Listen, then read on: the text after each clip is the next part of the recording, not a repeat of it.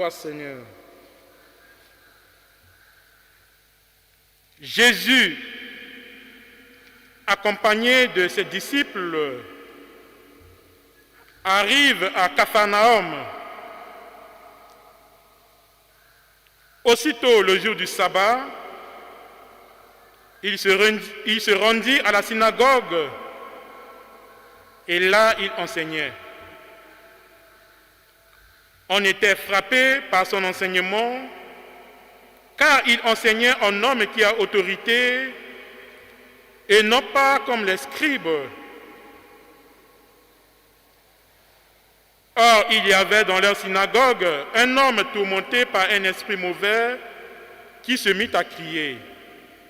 « Que nous veux-tu, Jésus de Nazareth? Es-tu venu pour nous perdre?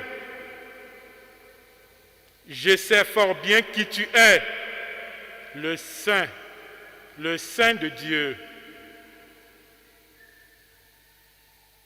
Jésus l'interpella vivement.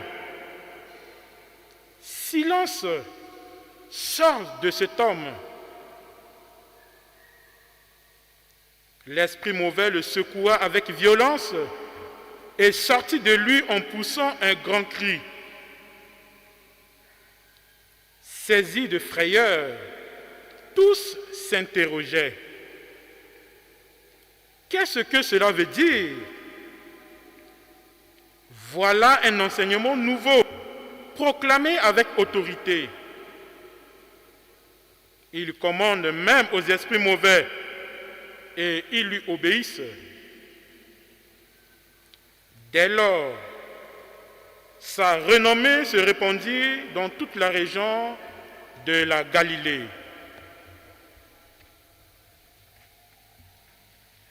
Acclamons la parole de Dieu.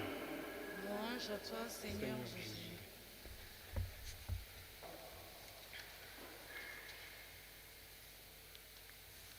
Le pouvoir absolu de Jésus sur le mal. Frères et sœurs, la foi en Dieu nous donne le pouvoir spirituel de dominer sur toutes les formes du mal. Dieu en Jésus-Christ est venu dans ce monde pour nous révéler cette vérité. Et il nous invite à l'imiter, car nous avons reçu pouvoir et puissance de sa part. L'évangile de ce 4e dimanche du temps ordinaire nous montre l'autorité et l'efficacité de la parole de Jésus qui guérit et qui libère. Ce que Jésus réalise dans ce passage de l'évangile de Marc nous montre qu'il est un prophète. Il est ce prophète annoncé par Moïse dans la première lecture. Moïse nous parle de ce prophète qui vient parler au nom de Dieu. Il est ce Jésus, un prophète puissant par ses paroles et ses actes. Et comme nous dit l'Évangile, son enseignement est nouveau. Il n'enseigne pas à la manière des scribes. Il enseignait un homme qui a autorité. De quelle autorité s'agit-il? Une autorité à la manière des scribes, une autorité à la manière de Dieu. Jésus ne s'est pas contenté de parler. Il agit avec autorité. Voilà l'enseignement qui est nouveau. Les scribes se mettent à rabâcher les Saintes Écritures. Les scribes donnent des leçons de morale, des leçons de conduite. Mais ils n'agissent pas. Voilà ce qui fait la nouveauté de l'enseignement de Jésus. Non seulement il enseigne, mais il agit. L'autorité de Jésus est une autorité de guérison, de libération, de salut. L'Évangile nous parle de cet homme possédé par un esprit mauvais qui est venu dans la synagogue. Cet esprit mauvais, en voyant Jésus, ça lui adresse la parole. Es-tu venu pour nous perdre? Je sais qui tu es, le Saint de Dieu. Cette sainteté qu'il reconnaît en Jésus est une déclaration de guerre contre le mal. Voilà que la rencontre de cet homme possédé avec Jésus va opérer un miracle. Jésus libère cet homme par une formule forte. Silence sort de cet homme. Jésus lui fait retrouver sa grandeur dans la contemplation de Dieu. L'autorité de Jésus remet cet homme debout. L'autorité de Jésus redonne valeur et dignité. Frères et sœurs, vous comprenez que l'autorité de Jésus, ce n'est pas une autorité qui écrase, mais une autorité qui remet l'homme debout. Car c'est la gloire de Dieu, nous dit un père de l'Église. Nous comprenons que le Christ ne veut pas voir l'humanité sombrer dans le désespoir, dans le malheur, dans la tristesse. Et nous, les baptisés, bien-aimés du Seigneur, nous avons reçu pour mission d'annoncer cette parole de Dieu et d'agir nous aussi avec autorité sur le mal qui opprime nos frères et sœurs. Dans un monde enchaîné par diverses violences, le pouvoir exorciste des chrétiens est plus que jamais nécessaire. Ce monde a besoin d'entendre une parole qui libère et qui redonne espérance. Parole accompagnée des gestes et des actes qui relèvent ceux qui sont affaiblis, ceux qui sont écrasés. Nous sommes tous envoyés pour annoncer la bonne nouvelle à temps et à contre-temps. D'ailleurs, Jésus lui-même nous a dit: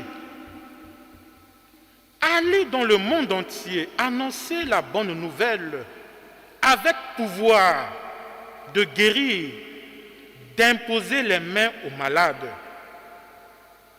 Nous comprenons, frères et sœurs, nous sommes ces hommes sur qui Dieu compte pour que nous aussi, nous puissions donner espoir à l'humanité qui s'affaiblit.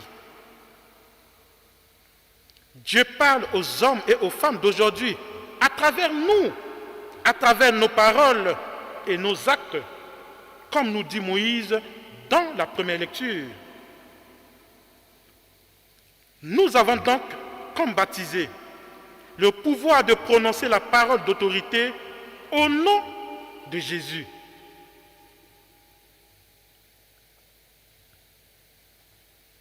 Et cette parole d'autorité doit habiter notre vie pour libérer ceux et celles qui sont enfermés dans le péché ou liés par des démons de tout ordre. Nous avons le pouvoir de dire la parole qui appelle à plus de justice sociale au nom de Jésus. Et comme dit Saint Paul dans la deuxième lecture de ce jour, frères, j'aimerais vous voir libres de tout souci. Dans cette deuxième lecture, Saint Paul nous appelle à plus de responsabilité et de liberté vis-à-vis de nos engagements, de nos responsabilités, tant familiales que ecclésiales. Mais si nous sommes les envoyés de Dieu, si nous sommes les messagers de Dieu, nous sommes invités à nous laisser d'abord interpeller par la parole de Dieu, par l'enseignement de Jésus, pour que nous puissions transmettre cela à nos frères et sœurs qui souffrent. Comme dit le dominicain Thomas d'Aquin, contempler et ensuite transmettre le fruit de la contemplation, comme les vrais messagers de la bonne nouvelle, en adoptant des comportements nouveaux, remplis de l'Esprit Saint. Aujourd'hui, nous sommes le dernier dimanche consacré à la journée nationale de la jeunesse.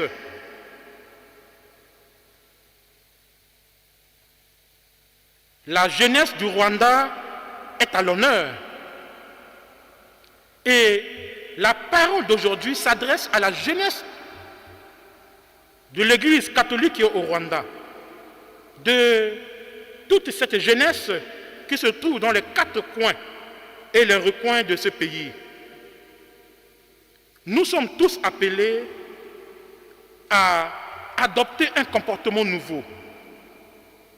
Nous sommes tous appelés à bannir de notre vie les antivaleurs telles que la paresse, l'individualisme,